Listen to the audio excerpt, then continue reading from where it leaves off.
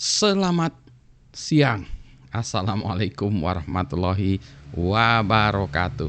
Berjumpa kembali dengan Budi Rajo di Padepokan Budi Rajo. Kita mulai dengan ngopi dulu. Bismillahirrahmanirrahim.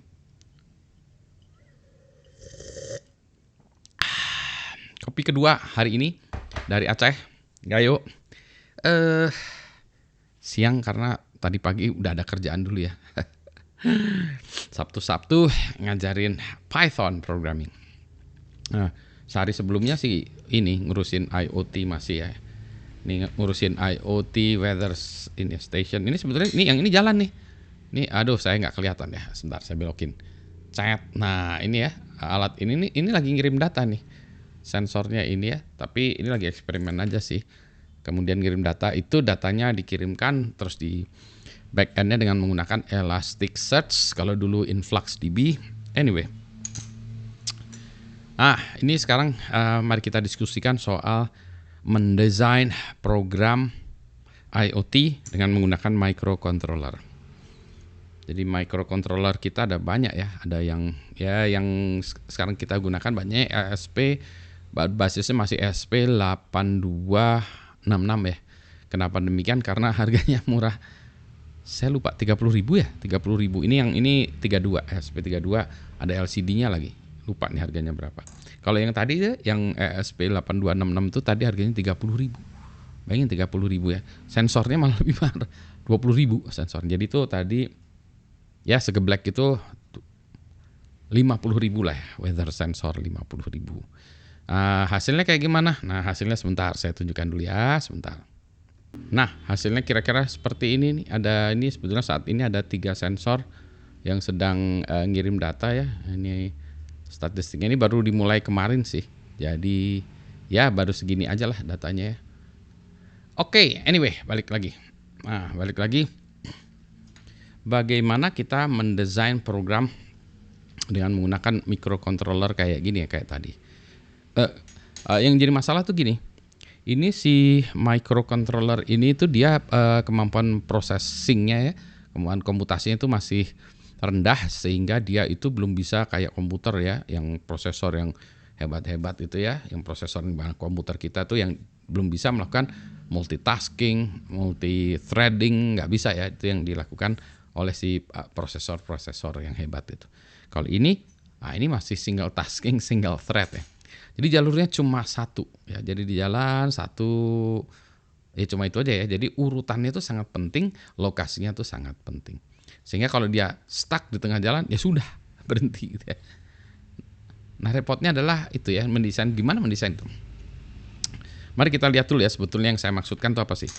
Assuming saya ingin ini ya, membuat sebuah sistem yang membaca data dari ini sensor ini, temperatur dan humidity dibaca kemudian dikirimkan ke internet melalui WiFi ya, asumsi kita WiFi.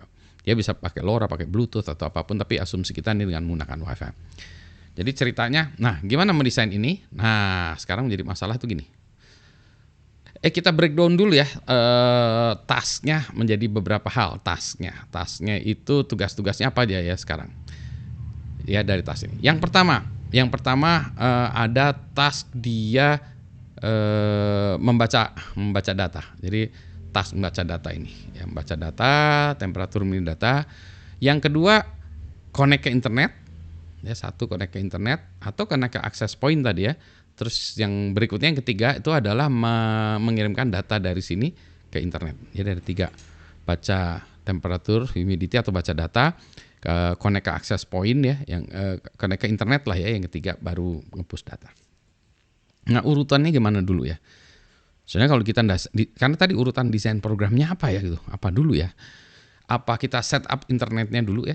Jadi kita pertama kali set up internet dulu, connect internet, kalau gagal ya sudah. Atau kita malah baca data dulu, baca data temperatur dulu, kalau udah nggak bisa baca data ya sudah berhenti, nggak usah set up internet ya. Kan nggak perlu ada data yang dikirimkan juga, ngapain juga kita set up internet. Atau sebaliknya, ya kita ngapain juga bisa baca data kalau nggak bisa dikirim ke internet gitu ya. Jadi yang mana duluan nih ya, mana yang lebih penting, connect internet ini sama-sama penting ya, tapi mana duluan gitu. Jadi yang kalau menurut saya yang utamanya tuh sebetulnya ini bisa macam-macam. Ini ada opini dan preference. Taruh apa dulu. Jadi alternatif pertama, setup baca data dulu. Ya, baca data dari sini. Kalau nggak berhasil baca ini berarti sensornya rusak atau apa, berarti nggak bisa baca data selesai. Jadi yang pertama setup, baca sensor, baca temperatur dulu. Oke, kalau itu berhasil, baru setup kedua adalah setup akses internet atau setup akses ke jaringan.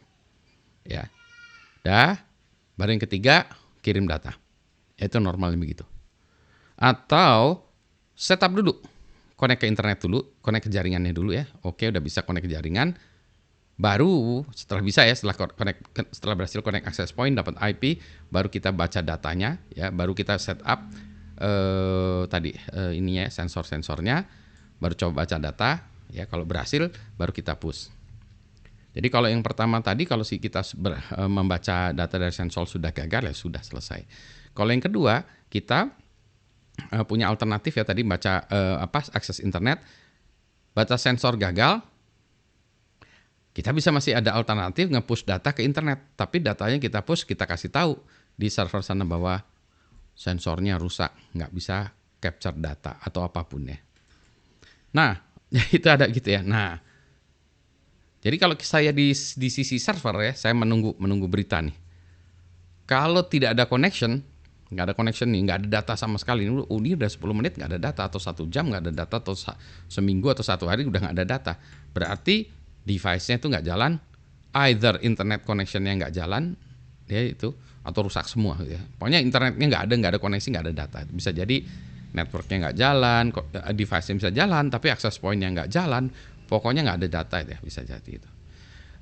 Kalau ada koneksi tapi datanya aneh, berarti datanya koneksinya benar tapi sensornya nggak benar ya. Jadi saya prefer yang kedua itu ya. Jadi pernah juga saya buat ya, saya buat misalnya gini, misalnya range temperatur ya. Range temperaturnya kan ini misalnya temperaturnya adalah temperatur normal ini udara ya, maksudnya rumah ya, weather ya, di rumah, dalam rumah, di luar rumah gitu.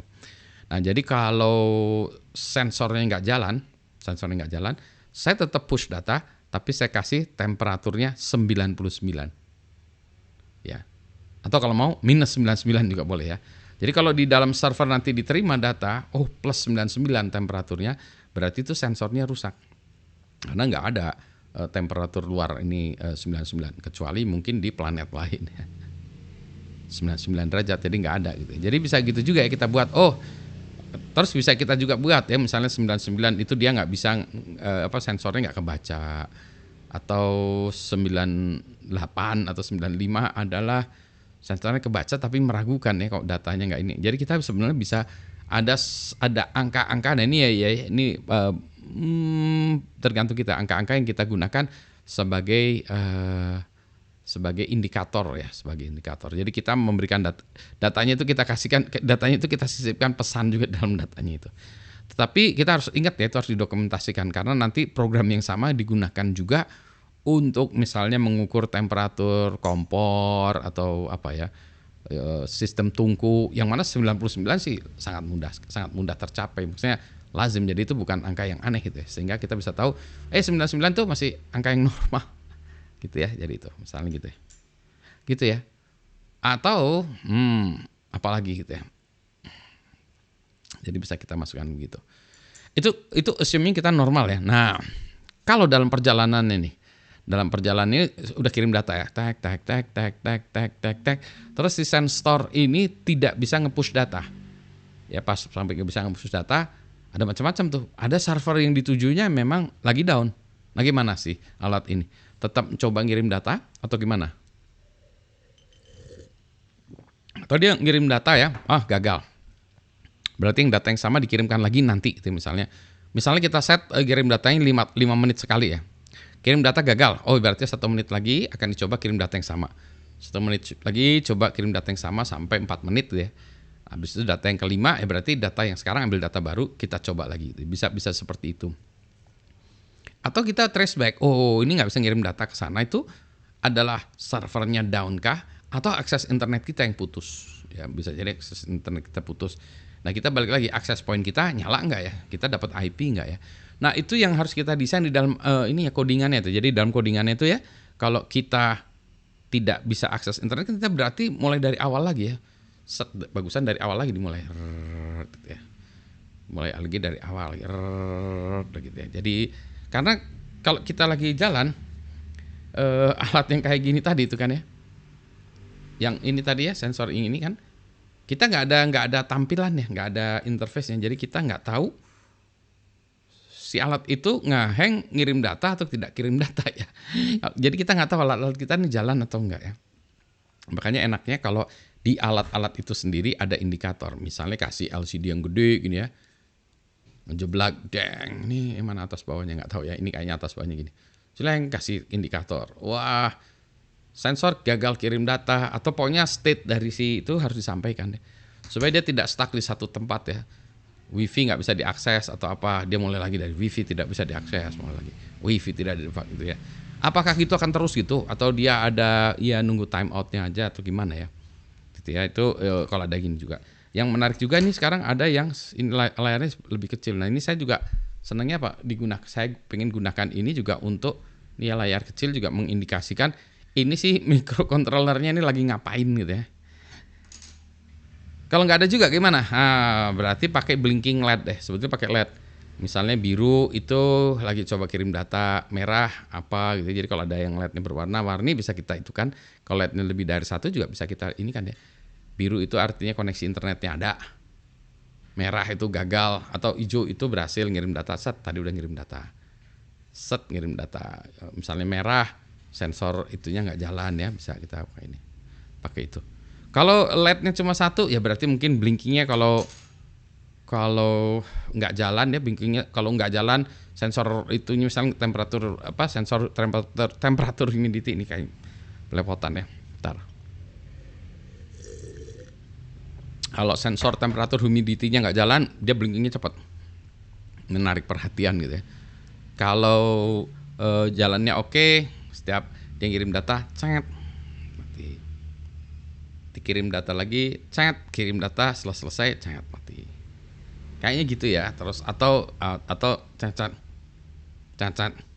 Jadi itu tadi kita jadikan ini ya indikator si state dari programnya. Yaitu tadi ya programnya satu di desainnya harus bagus ya. Nanti ada exception supaya dia nggak stuck di situ atau nggak ngelup di situ. Terus yang kedua tadi ya kita harus si device-nya ini harus memberikan informasi kepada user. Baik yang bisa ngelihat langsung ya, kadang-kadang kan sensornya bisa kita lihat langsung itu di dinding, blinking atau kalau monitornya di layar LCD-nya gede bisa kita lihat di depan kita ya, sensornya di belakang gitu, tapi ada panel di depannya. Atau kalau itu ya kita ngelihat di backend, kita ngelihat di dashboardnya, datanya dikirimkan apa sih data yang dikirimkan. Demikianlah sedikit ya tentang hal-hal yang perlu dipikirkan ketika kita membuat aplikasi atau membuat program untuk di IoT. Ya, kalau kita lagi belajar sih yang penting ya bisa baca data, kirim data ya sudah. Kayak tadi tuh ya masih belajar ya. Tapi nanti kalau untuk production kita harus membuatnya tahan bantingan ya, robust gitu.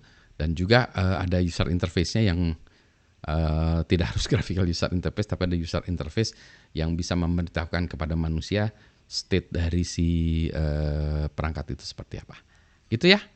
Saya pengen ngopi dulu nih kayaknya. Dadi masih belepotan. Selamat siang. Assalamualaikum warahmatullahi wabarakatuh. Sehat semuanya ya.